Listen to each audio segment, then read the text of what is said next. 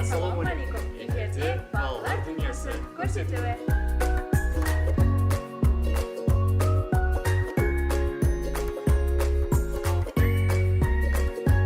Балалар Dünyası көрсетуін бастаймыз.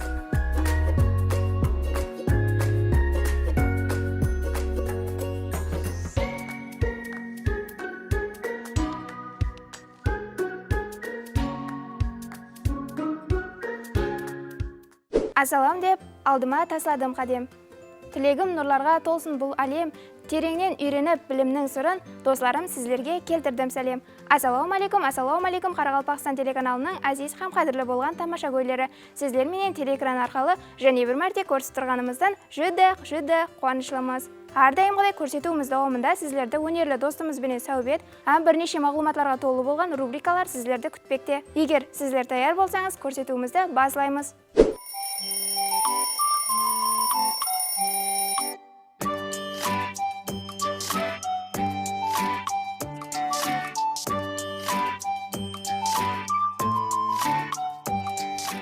Бүгін көрсетуімізге Шоманай районы 7-ші сала мектептің 5-ші класс қызлар топарын мұрат еткенбіз. Ассалаумалейкум қызлар. Көрсетуімізге қош келіпсіз. Рахмет. Келің, экран алдындағы достарымызға өздерімізді таныстырып өтеміз. Мен Оразбаева Диляфрус. Мен Бақтығалиева Әсел. Мен Бисенбаева Гүлдана. Қызлар, бос уақытларымызда нелермен шұғылданамыз? Біздер бос уақытларымызда Шоманай районы Баркамал аулат балалар мектебіне аяқ ойын дөңгелегіне қатынаймыз. Демек, аяқ ойынға қатынайды екенсіз. Қандай көрікталауларға қатынастыңыз? Біздер жас айқұлаш тұлпары, кәмелік йылдызлары, заманауи ойынларында біздер бірінші орынды алуға мияссар болдық. Сіздің бұл жетістіктерге ерсеңіздегі ұстазыңыз кім? Біздерге ойын сырларын үйреткен ұстазымыз Халменова Халида. Ұстазымызға өз minnettarçılığımızды білдіреміз. Қызлар, ойыннан тысқарыда сабақларымызды оқып тұруымыз керек. Сабақларымызда неше бақысына оқимыз? 5. Қандай пәндерге қызығамыз? Мен инглиз тіліне қызығамын.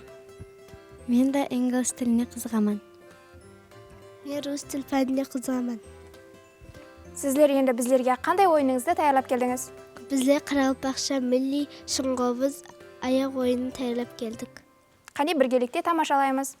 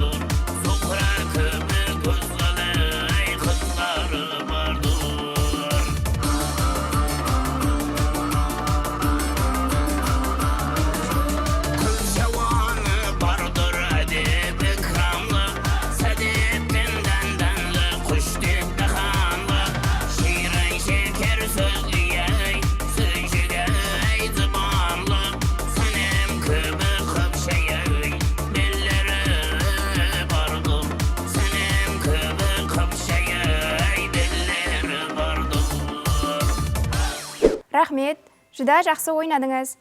Сіздердің бұндай ойынға қызығушылығыңыз қай жерден пайда болған? Халменова Халида ұстазымыз көптеген аяқ ойын сырларын айтып қызықтырды. Келешекте қандай кәсіп иесі болмақшысыз? Мен шипакер болмақшымын. Келешекте мұғалім болмақшымын. Мен келешекте шипакер болмақшымын. Әлбетте мақсатларыңызға ерсеңізде біз де тілектеспіз.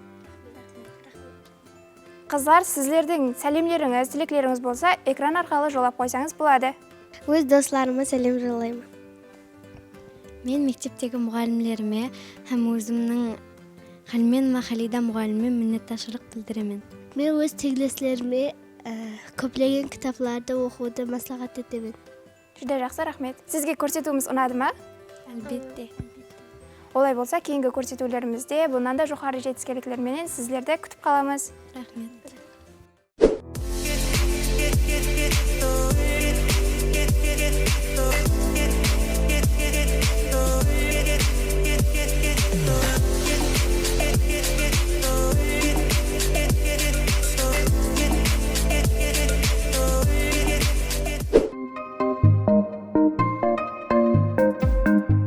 Достар, білесіз бе, рубрикасында аюлар хақындағы мағлұматларға ие боламыз.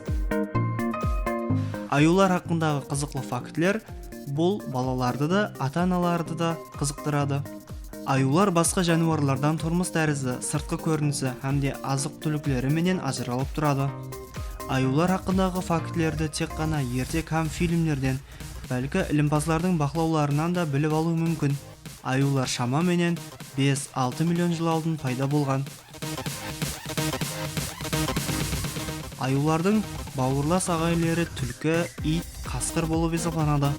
Ең үлкен түр бұл ақ аю болып есептелінеді. Олардың салмағы 500 килограммға шекем жетеді. Аюлар екі шеп пәнжеге, яки болмаса екі оң пәнжеге таянғаны үшін оларды таяқ аяқ деп атайды. Жүрістеріне қарайтын болсақ, олар аудаңлап жүреді. Аюларда екі қабат жүн бар. Панданың 6 бармақлар болады. Демек достар, біз панданы да аюлардың шаңырағына кіргізе аламыз. Аюлар жүде әсте жануарлар болуына қарамастан, әжайып реакцияға ие.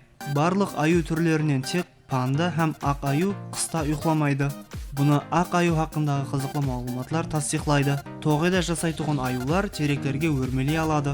Аюлардың барлық түрлері омнивор есептелінеді. Егер сіз ақ аюлардың тұрмысына қатты қызығатын болсаңыз, негізінде ақ аюдың терісі қара болып есептелінеді. Полар аюлары жақсы жүзушілер болып есептелінеді, өйткені олар суда арқайын жүзе алады. Аюлардың көру қабілеті адамдардыкінен жақсы. Олардың иіс һәм есту сезімдері болса, жақсы рауажланған. Аюлар арқа аяқларында жүре алады. Аю сүті сиыр сүтінен 4 дәреже жоғары энергия береді. Аюлар табиғатта шамаменен 30 жыл жасайды, һәм хайуанат бағында шамаменен олар 50 жыл жасауы мүмкін. Аюдың ең кең тарқалған түрі қоңыр рең аю болып есептелінеді. Аюлар реңді айыру қабілетіне ие. Полар аюы 2,5 метр биіктікке секіре алады. Дүнияда шамаменен 1,5 мың дана панда бар. Олар тек қана Қытай және Қытай төрепте жайласқан мемлекеттерде табылады. Егер де аю жалқау болатын болса, оның жүні яки болмаса терісі қалың болады. Куала да аюлардың түріне кіреді. Арқа Америка аю континенті есептелінеді. Онда барлық аюлардың 3-тен 1 бөлегі жасайды. Аю аң тұзақларын зиянсызластыра алады, өйткені олар аң тұзақларын сезеді, әмде ол жерге түспеуге әрекет етеді. Аюлар пал хәрре ұяларын жоқ етуді жақсы көреді. Аюлардың арасында пал хәррелерінің жинаған палын жеуді жақсы көретіндері де бар.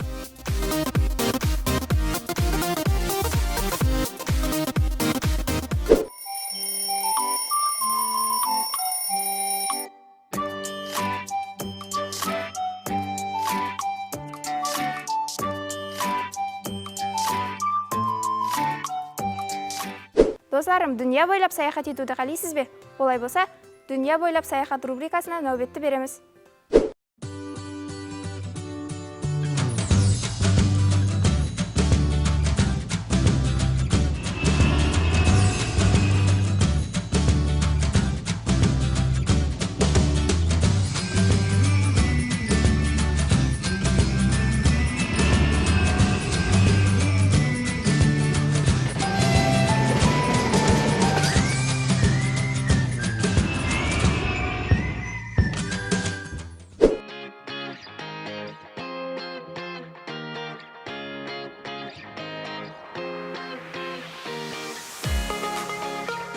Достар, сіздер менен біз бүгін Дүния бойлап саяхат рубрикасында Ұлы Британия хақында біліп аламыз.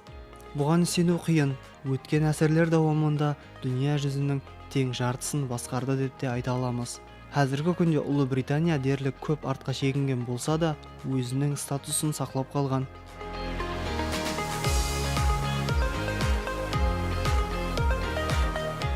Айырымларымыз бұл мемлекетті тек қана Англия деп есептасақ, бұл надұрыс болып есептелінеді. Ұлы Британия деген ат Англия атымен байланыслы емес. Англия бұл Ұлы Британияның ішіндегі бірінші мемлекет. Хәмде Ұлы Британия өз ішіне 4 мемлекетті бірлестірген. Олар Шотландия, Англия, Уэльс һәм Арқа Ирландия. Ұлы Британия унитар мемлекет болып есептелінеді. Англияда бірінші болып машиналар шеп терепте әрекетленіп баслаған. Бұл хәзірге шекем давам етпекте.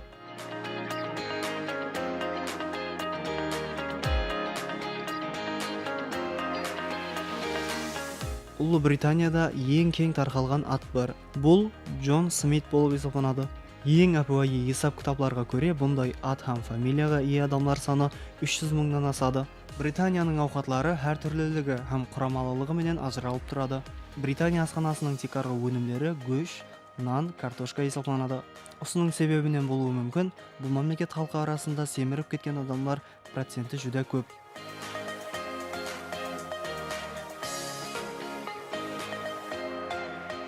Британия тажы пайда болғанына бірнеше әсірлер болды, бірақ қазір ол өзінің мәнісін жоғалтқан емес. Малика ямаса патшалар тажды тек қана делегациялар менен саяхат етіп, зәрурлі іләжларда ғана киеді. Ұлы Британияда тек қана патша ямаса ханзада паспорт алмайды. Бұл патша шаңырағының барлық ағзаларына да тиесілі емес.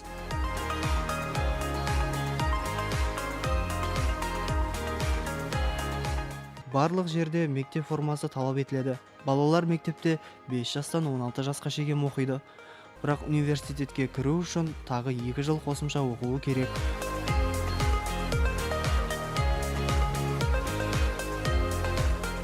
Мінекей достар, біз сіздермен біргелікте Дүния бойлап саяхат рубрикасында Ұлы Британия хақында біліп алдық.